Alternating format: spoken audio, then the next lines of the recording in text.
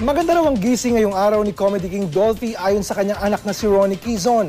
Nakakangiti na at mas matalas na ang pakiramdam. May ulat on the spot si Mark Salazar.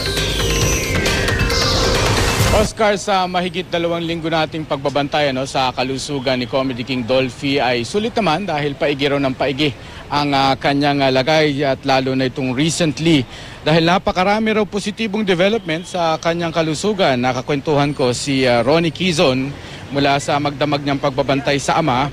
Nakoy, maganda na raw ang gising ni Dolphy. Nakangiti raw ulit kanina. Yung ibang detalye ng magandang obserbasyon ay mamaya na raw nila ikikwento sa kanilang regular press con. Nakalabas lang ng ospital si Ronnie kasi humalili na raw sa pagbabantay si Shasha at si Eric na kararating lang dito sa Makati Medical Center. Kahapon ay first time nang umiti ni Dolphy simula nung 1 linggo. Nakakaramdam na rin siya ng kiliti at sakit. Magandang senyales daw yan na siya ay bumubuti. Bagamat nasa critical pa rin siyang kalagayan kaya patuloy na nananatili sa ICU.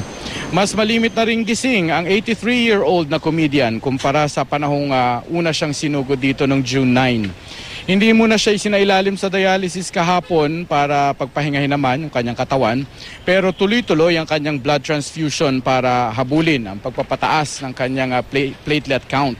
Masaya ang pamilya Quizon sa magandang development na ito kay Dolphy at ganun din tayo mga nag-aabang dito at umaasa ng kanyang tuluyang paggaling. Oscar. Maraming salamat, Mark Salazar.